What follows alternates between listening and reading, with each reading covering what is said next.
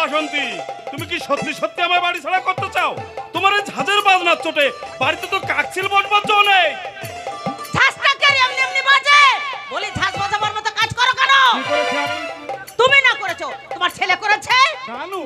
হ্যাঁ, তোমার সোহাগের পুত্র ধান সৎ ভাই যেন আর কারো থাকে না, এমনি চোরের মার মারবে। কানু মেরেছে ভানুকে? এও কি সম্ভব? তোমার ছেলের বেলায় তো কোনো কিছুই সম্ভব না, যত সম্ভব আমার ভানুর বেলায়। কেন মেরেছে তাই বলো। ভানুর মুখে সব শোনো। কই রে ভানু, আয় এদিকে আয়, বল তোর বাবাকে বল। বাবাকে বলে লাভ কি? বাবা তো সেই দাদার দিকে কথা বলবে। অনিতা ছেলে কি হয়েছে তাই বল। হবে আবার কি, আমি ওই দক্ষিণ পাড়ায় কালী মাস্টার মশাইয়ের বাড়িতে অঙ্ক দেখাতে গিয়েছিলাম। ফেরবার সময় দেখি দাদা ওই যে বিবর কাকার ভাগ্নি কনক, কনককে বুকে চেপে ধরে কথা বলছিল। কেউ বিশ্বাস করি না, কানু কখনো অমন কাজ করতেই পারে না। না পারবে কেন? ওর দোষ তো তোমার চোখে পড়বে না। আমি ভাবতাম কানু বোধহয় সত্যি সত্যি সাদা সিধে। ও মা, পেটে পেটে এত। এই তারপর কি হয়েছে বল। আমি দাদাকে গিয়ে বললাম, সি দাদা সি, এই ঘাটের পথে বয়স্কা কুমারী মেয়ের সঙ্গে এইভাবে বেলাল্লাপনা করলে সমাজে তো আমাদের মাথা নিচু হবে। যেই না বলো অমনি দাদা পাচন কাঠি দিয়ে আমাকে শেকি এলো পাতাড়ি মারটাই না মাল।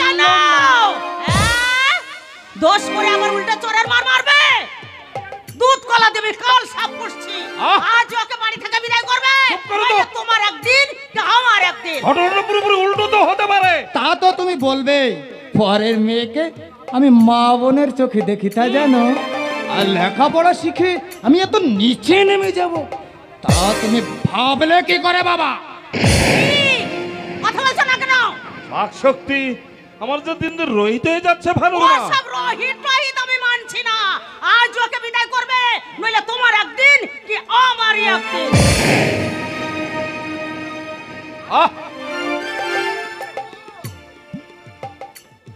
এই যে মা। খবরদার, তুই আমাকে মা বলে ডাকবি না। ও তুমি নিষেধ করলো আমি ডাকবো। ছোটবেলায় আমার মা মরে গেছে বলে আমার কি মা ডাকতে স্বাদ হয় না? চুপ কর, বিহায় নির্লজ্জ কোথাকার। দোষ করবি তুই, তা বলতে গেলে উল্টে তুই চোরের মার মারবি। বলি এত তেল তোর কোন থেকে হয়েছে? ও মা, আমি এবার কি দোষ করলাম? বাবা মাকে তোমার সব কথা বলে দিয়েছি, আর সাথ দিয়ে তুমি মাছে ঢাকার চেষ্টা করো না। বল পাজি, ভানুকে তুই মেরেছিস কেন? ও বাবা, ও সন্ধ্যাবেলায় ওই জোর করে বিবর কাকার ভাগ্নির হাত চেপে ধরেছিল। যদি ব্যাপারটা জানাজানি হয়ে যেত তাহলে লোকে আমাদের নিন্দে করতো না। সবাই বলতো এই কানু তোর ভাই ভানুর স্বভাব খারাপ, তাতে বুঝি আমাদের অপমান হতো না। পরের দয়ার দান খেয়ে যে মানুষ, তার আবার মান অপমানের বাদ কিসের? পর? ও বাবা, পর কে? ভানু বুঝি আমার পর? তুমি বুঝি আমার পর? আমার মা বুঝি আমার পর? আমি তো মা নই, তুই আমাকে মা বলে ডাকলে ঘেন্নায় আমার বমি আসে। আমিও তোমার ভাই নই, তোমার সঙ্গে আমার কোনো সম্পর্ক নেই। এই ও কথা বলতে নেই পাগল, ও কথা বলতে নেই। না বলবে না, তুমি ওকে মেরে ধরে খুন করবে আর ও চুপ করে থাকবে কেমন? ও মা, সেজন্য না আমি ওর কাছে হাত জোড় করে ক্ষমা চেয়ে নিয়েছি। মরে যাই মরে যাই, কি সোহাগের কথা, যেন ভাজা মাছটি উল্টে খেতে জানে না। কি মুখে কুলুপতে রয়েছে কেন? একটু আগে তোমাকে কি বললাম? বাবা কি বল, জমি জমা ঘর বাড়ি দাদামশাই সব আমার নামে করে দিয়ে গেছে। অতএব এই বাড়িতে আমি যা বলবো ঠিক তাই হবে। তুই কি করতে চাস বল? দাদাকে এই বাড়িতে আমি থাকতে দেব না। তুই কি বলছিস? আমাকে তাড়িয়ে দিবি? আমাকে তাড়িয়ে দিস না ভাই। আমি তোদের ছেড়ে কোথায় যাব বল? তোকে ছেড়ে আমি কি থাকতে পারি বলো? আমি তো বলেছি আর কোনোদিন তোকে মারবো না। এ ভাই, তাদের জন্য ভাবছিস হতভাগা? এরা তোর কেউ নয়। ওই ভানুকে তুই যেভাবে মেরেছিস এইরকম ভাবে তুই আমাকে বাবা, এইরকম একটা শাস্তি আমার যে খুব দরকার। বাবা কেন কেন তুই জোর করে অধিকার আদায় করতে যাস বাবা? বাবা যারা তোকে শত্রু ভাবে তাদের কেন তুই আপন ভাবতে যাস? না না না, এই বাড়ি তোর যোগ্য স্থান নয়। চলে যা, চলে যা এই বাড়ি ছেড়ে। না না, এ বাড়ি ছেড়ে আমি কোথায় যাব? আমি বাড়ি ছেড়ে কোথাও যাব না। যাবি নে? না আমি কোথাও তোর ঘাড়ে যাবে হতভাগা। আমি যাব না।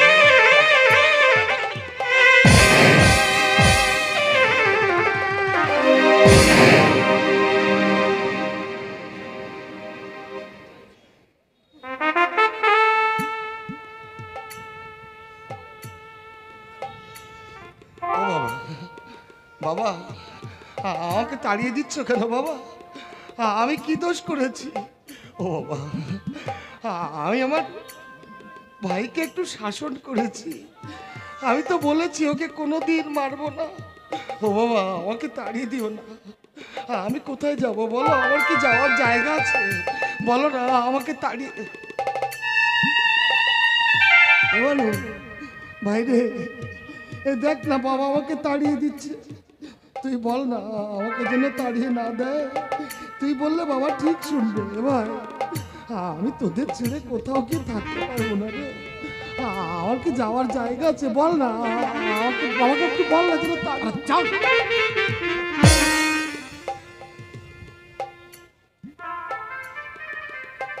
ও মা, মা গো, আমি তোমার পেটে না জন্মালেও মনে প্রাণে তো আমি তোমাকেই আমার মা বলে জানি। ও মা, আমি আর কোনোদিন আমার ভাইকে মারবো না। ও মা, বাবাকে বলো না আমাকে যেন তাড়িয়ে না দেয়। ও মা,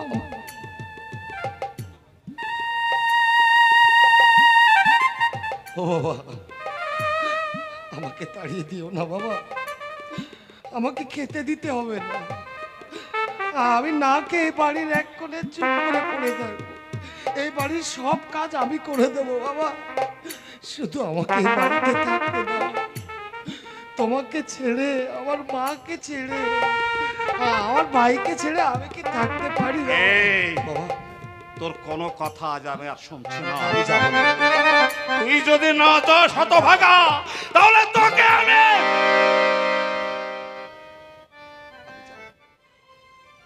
আমাকে তাড়িয়ে দিও। তুই তুই আমার মরা মুখ দেখবি।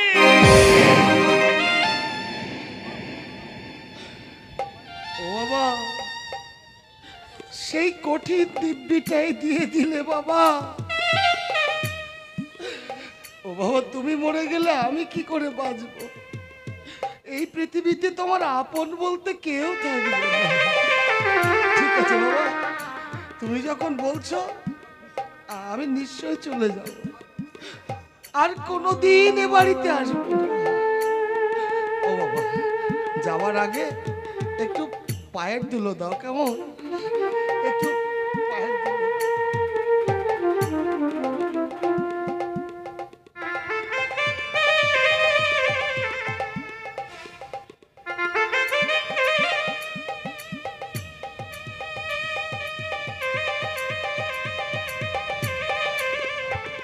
ভানু রে, ভাই হয়ে তুই আমাকে তাড়িয়ে দিলি ভানু। ওমা, ভাইকে লেখাপড়া শিখিয়ে অনেক বড় করে তুলো, কেমন? আমার দূর থেকে দেখেই আনন্দ হবে। আর বাবাকে সময় মতো দুটো খেতে দিও। বুড়ো হয়ে গেছে তো, খিদে সহ্য করতে পারে না। ও মা, যাওয়ার আগে একটিবার কথা বলবে না মা? ও মা, একটিবার তাকাও না মা, একটিবার তাকাও না। তোমার মুখটা দেখে আমি হাসতে হাসতে বাড়ি ছেড়ে চলে যাব। ও মা, মা গো, ও মা, একটিবার তাকাও না মা, একটিবার তাকাও। আচ্ছা, একটু পায়ের ধুলো দাও মা গো, একটু।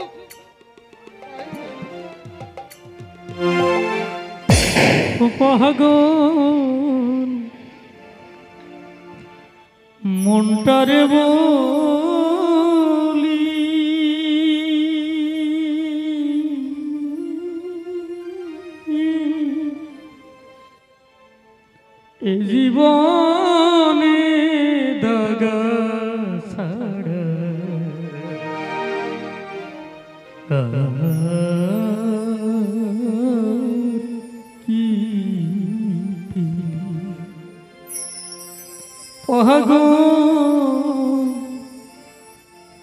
মনটারে বলি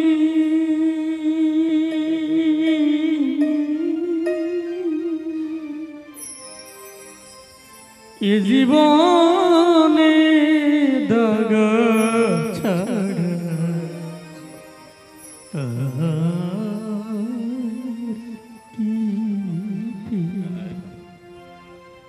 এ জীবনে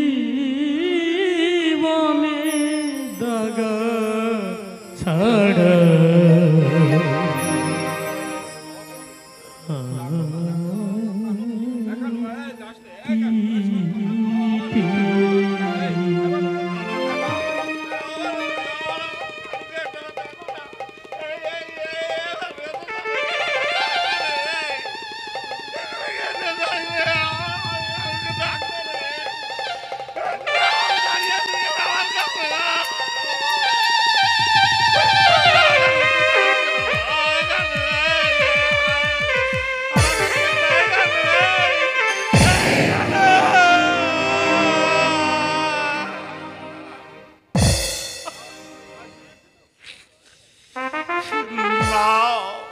এবার তোমাদের হাড় জুড়িয়েছে তো, এবার তোমরা 10 হাত মেলে খাও। তোমাদের সুখের পথে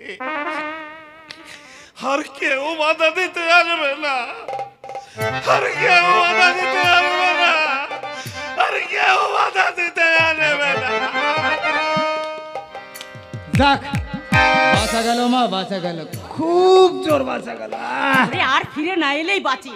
আয় আয়, তোকে খেতে দেবো। চলো মা চলো, খেয়ে দিয়ে একটু রেস্ট নিতে হবে, চলো।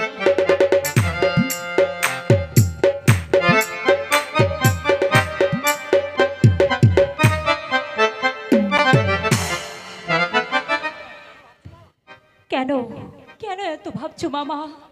আমি তো বলছি মামা, তুমি নিশ্চয়ই ভালো হয়ে যাবে। না রে মা না, ওই মৃত্যুর পদধ্বনি আমি শুনতে পাচ্ছি, মামা তাতে আমার কোনো দুঃখ নেই। মরতে তো একদিন হবে, দুঃখ শুধু একটাই, আমি তোর ঘর বেঁধে দিয়ে যেতে পারলাম। আবার কাঁদে, কাঁদিস নে বা কাঁদিস নে। আরে এই জগতে কেউ কি চিরদিন বেঁচে থাকে? তোকে ছেড়ে যেতে আমারও তো মন চাইছে না। জানিস মা, তোকে জন্ম দিয়ে তোর মা মারা গেল, সেই আতুর ঘর থেকে আমি তোকে আমার এই বুকে টেনে নিয়েছিলাম। জীবনে আর বিয়ে করলাম না, পাছে তোর কোনো অসুবিধা অশান্তি হয় এই ভেবে। বাবা, তোমাকে ছেড়ে আমি কেমন করে থাকবো বাবা?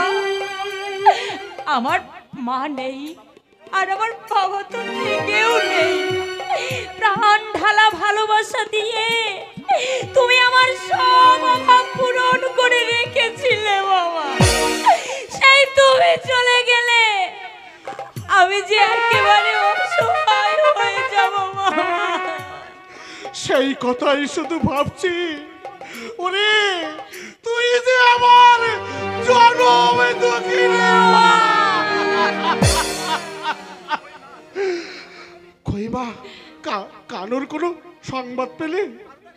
কানুদাকে মারধর করে বাড়ি থেকে তাড়িয়ে দিয়েছে মামা। 3-4 দিন হয়ে গেল, সেই রাজাপুরেও আসে না। তবে নারান্দা গেছে, নারান্দা নিশ্চয়ই কানুদাকে ধরে নিয়ে আসবে। দেখো দেরি হয়ে যাচ্ছে রে মা, প্রাণটা যে আর এই দেহের মধ্যে ধরে রাখা যাচ্ছে না। কানুকে যে আমার অনেক কথা বলার আছে। মামা তোমার কষ্ট হচ্ছে, তুমি বেশি কথা বলো না মামা। কষ্ট কষ্ট আর কতক্ষণ?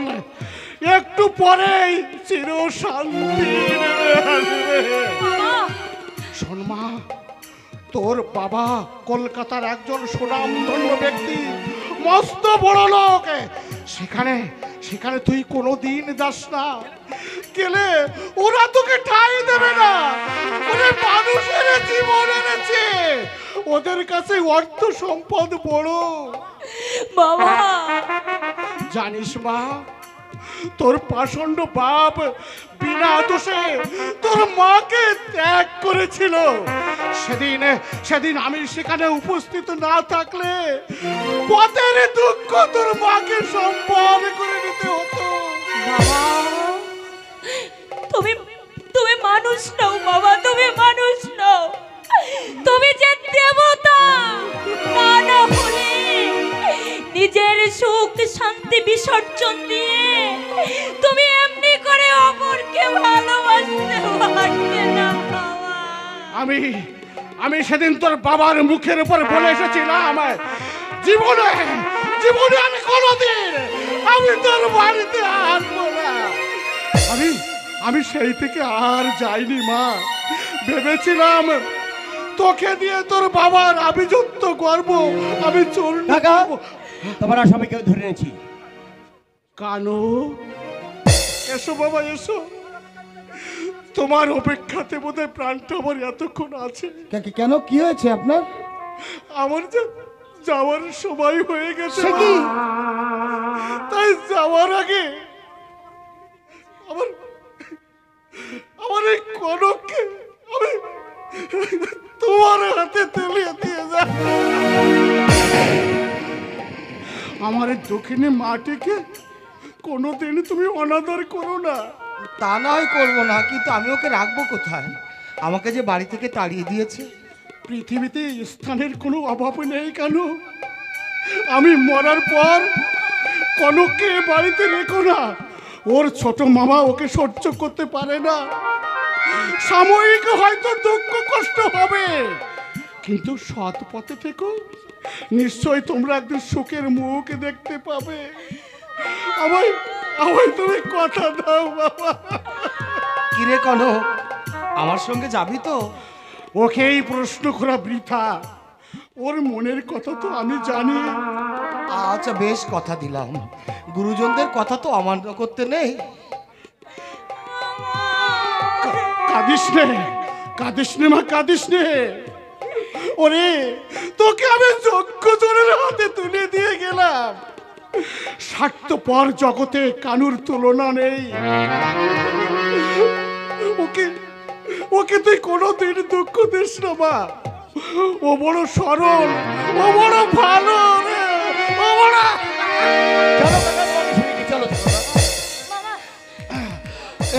নারায়ণ, তোমার চরণ প্রান্তে দুটি নিষ্পাপ জীবন আমি রেখে গেলাম। তুমি ওদের দেখো, তুমি ওদের বিপদে আপদে সহায় থেকো ঠাকুর, সহায়।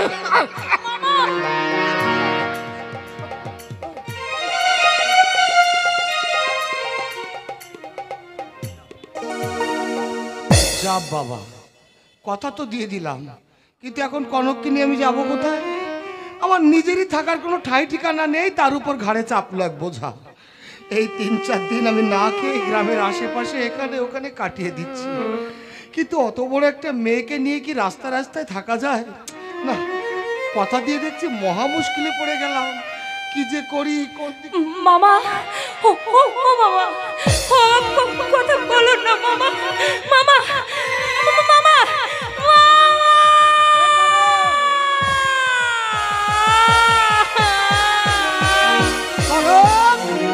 কাঁদছিস কেন রে? কি হয়েছে কনক? কি হয়েছে কনক? কি হয়েছে? আমার মামা, বাবার কি হয়েছে?